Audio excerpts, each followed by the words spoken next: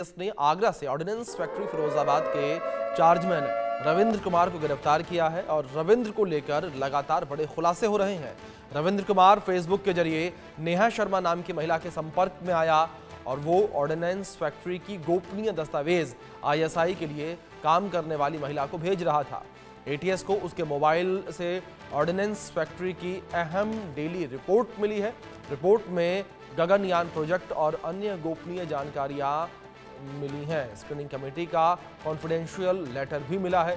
रविंद्र ने पूछताछ में बताया कि बीते साल जून जुलाई में फेसबुक से नेहा शर्मा नाम की एक लड़की से दोस्ती हुई और पहले फेसबुक के मैसेंजर ऐप से बात करते थे। धीरे धीरे मेरी नेहा शर्मा से प्यार मोहब्बत की बातें होने लगी थी और बाद में नेहा ने अपने व्हाट्सएप नंबर शेयर किया, फिर व्हाट्सएप से बात होने लगी थी।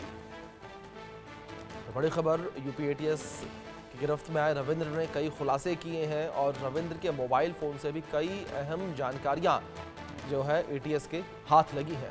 ये बड़ी खबर सामने आ रही है। कई अहम जानकारियां जो है वो एटीएस के हाथ अब लगी है। जिस तरीके से इस पूरे मामले को लेकर एटीएस जांच पड़ताल कर रही है, रविंद्र से पूछताछ कर रही है, तो इस बीच कई और जानकारियां जो है वो पुलिस टीम के हाथ लगी हैं। इस बीच लखनऊ से हमारे सहयोगी अभिषेक सिंह जुड़ गए हैं, सीधे उनका रुख करेंगे। अभिषेक, जानकारियां चाहेंगे आपसे, जिस तरीके से एटीएस पूरे मामले को लेकर जांच पड़ताल कर रही है, कई अहम दस्तावेज जो है वो रविंद्र के मोबाइल से मिले हैं, जिसमें गगनयान को लेकर भी जानकारियां जो है वो पाई गई उसके मोबाइल फोन से। अभिषेक, रविंद्र की गिरफ्तारी के बाद कई खुलासे हो रहे हैं और अब जब रविंद्र से पूछताछ के दौरान चीजें निकलकर सामने आई हैं, तो वो बता रहा है कि कैसे गगनयान, जो देश का एक फ्लैगशिप परियोजना है, उसको लेकर किस तरह वहां इक्विपमेंट तैयार हो रहे थे और उसकी जानकारी आईएसआई को रविंद्र ने सौंपी है। उसने बताया कि कैसे वो इस हनी ट्रैप में फंसा। उसने बताया कि कैसे नेहा शर्मा नाम की एक लड़की, जो उसे बताती रही कि वो खुद भी डिफेंस एस्टैब्लिशमेंट में काम कर रही है और वो आईएसआई को जानकारियां बेचती है, जिसके एवज में उसे पैसे मिलते हैं। और फिर बाद में उसने बताया कि वो खुलकर आईएसआई के लिए काम करती है। रविंद्र शर्मा को उसने झांसा दिया कि उसकी जिंदगी बदल जाएगी, विदेश में एक आलिशान जिंदगी का वादा किया था और कहा कि हम दोनों साथ रहेंगे। इस तरह की बातें कह के रविंद्र को शुरू में उसने हनी ट्रैप का शिकार बनाया और फिर रविंद्र पूरी तरह से जब हनी ट्रैप का शिकार हो गया तो आईएसआई के लिए एक जासूस की तरह काम करता रहा।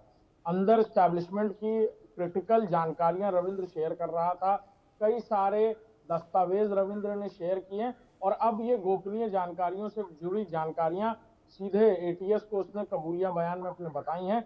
शुरुआती जो इंट्रोगेशन हुई है और अब देश की एजेंसी उससे पूछताछ करने वाली। उसके मोबाइल फोन रेडमी से भी कई सारी जानकारियां मिली। जो उसका मोबाइल फोन है उसे जब ट्रैक किया गया और उसे पूरी तरह से एक्सपर्ट्स के जरिए उसमें से जानकारियां खंगाली गई, तो उसमें से कई सारी बातें निकली हैं कि उसने कैसे डॉक्यूमेंट्स यहाँ से शेयर किए थे, कैसे वीडियोज और फोटोग्राफ्स वो शेयर करता था, कैसे डिप्लॉयमेंट और असलहा और गोला बारूद से जुड़ी हुई, यानी आर्म्स एंड एम्यूनेशन से जुड़ी हुई जो भी डिटेल्स होती थी, जो भी कहीं पर भी भेजे जाने की जो इनवॉइसेस होते थे उससे जुड़ी डिटेल्स होती थी, वो भी रविंद्र शेयर कर रहा था। और खासतौर पर देश के डिफेंस लाइन से जुड़ी हुई कई सारी जानकारियां रविंद्र ने आईएसआई को शेयर की हैं।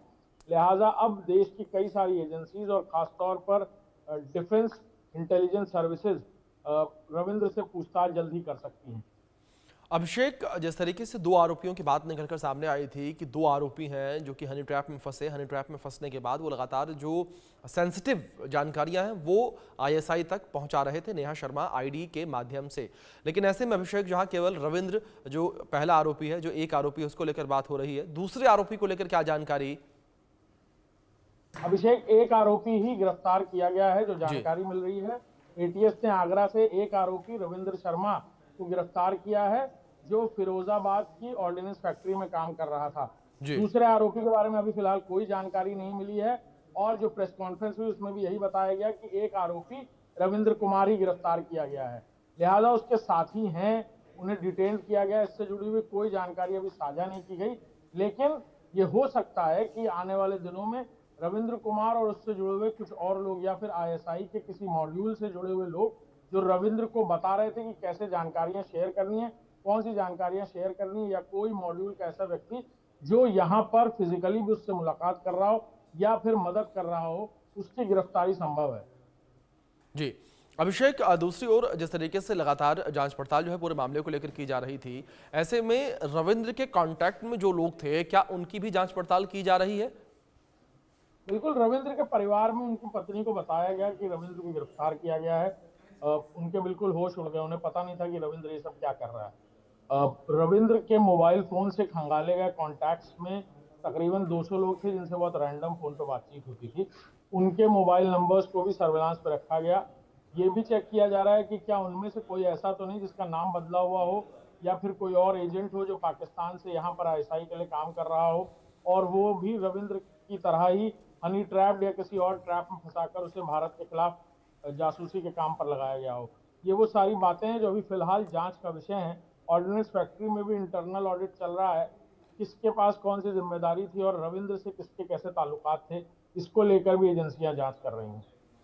अभिषेक, बात अगर रविंद्र को लेकर कार्रवाई को लेकर की जाए तो किस तरह की कार्रवाई जो है रविंद्र पर की जाएगी, या कुछ कहा गया हो सुरक्षा एजेंसियों के द्वारा? क्या देशद्रोह का केस चलता नजर आएगा रविंद्र के ऊपर?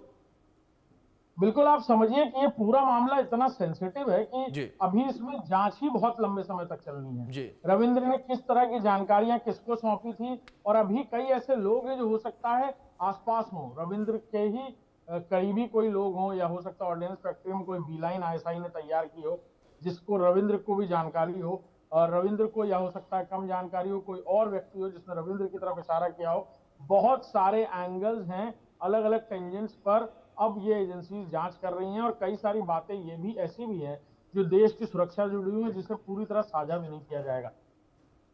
जी अभिषेक, दूसरी ओर जानकारी आपसे यहाँ पर ये भी चाहेंगे कि क्या आप, जिस तरीके से पहले भी आपने जिक्र किया कि जो रविंद्र की पत्नी है उन्होंने कहा कि उन्हें इसके बारे में कोई भी जानकारी नहीं थी, क्या परिवार के दूसरे लोगों ने कुछ कहा कि जब से जून जुलाई से वो नेहा शर्मा की नाम की जो लड़की है उसके संपर्क में आए थे, उसके बाद से उनके व्यवहार में किसी तरीके का बदलाव देखने को मिला, परिवार के साथ वो उस तरीके का व्यवहार न करते हो जैसा पहले किया करते थे, या परिवार से कटे कटे अलग अलग रहना शुरू किया हो? देखिए, घर में ही रह रहे थे रविंद्र अपने, और इस तरह की बातें लोग परिवार में बताते नहीं है। जब ब्लैकमेलिंग शुरू हुई होगी या फिर हनी ट्रैप के बाद जब रविंद्र अपनी मर्जी से ऐशो आराम की जिंदगी के लिए तैयार हुए तो उन्होंने परिवार में बहुत सारी बातें नहीं करी। अब एक बड़ा सवाल यह है, क्या रविंद्र को पैसे मिल रहे थे, क्या नेहा शर्मा ने अपना वादा पूरा किया था, या फिर हनी ट्रैप में ही फंसा कर रविंद्र से काम लिया जा रहा था? ये वो सवाल हैं जो अब रविंद्र के फाइनेंशियल ऑडिट्स भी किए जा रहे हैं। उनकी जो संपत्ति है या बाकी चीजें उसकी जांच की जा रही है कि कहीं से क्या रविंद्र को पैसे की या फाइनेंशियल हेल्प भी मिल रही थी आईएसआई की तरफ से। इसके बाद बहुत सारी बातें होंगी, लेकिन हाँ, ये फिलहाल बिल्कुल साफ है कि रविंद्र अपने रोजमर्रा के कामकाज में के दौरान ही वो एविडेंसेस या फिर कहा जाए कि फोटोग्राफ्स या वीडियोस या स्कैन्ड कॉपीज इस तरह भेज रहा था, तो वो घर में आकर के बहुत सारी बातें करना संभव नहीं। और परिवार ने फिलहाल तो कुछ नहीं बताया है, ना उनके रिश्तेदारों ने ये सारी बातें की है, लेकिन बहुत सारी बात है जो अंडर इन्वेस्टिगेशन है। अभिषेक, बहुत शुक्रिया आपका जुड़ने के लिए और इन तमाम जानकारियों के लिए भी। दूसरी ओर बलूचिस्तान ट्रेन हाईजैक की घटना ने पाकिस्तान को आग बबूला कर दिया है। पाकिस्तान ने बलूचिस्तान में बलूच फ्रीडम फाइटर्स के एक्शन के खिलाफ नेशनल एक्शन प्लान पार्ट 2 चलाने वाला है। तो वहीं दूसरी तरफ बलूच लिबरेशन आर्मी भी आखिरी जंग लड़ने की तैयारी कर रहा है। आप खास रिपोर्ट देखिए।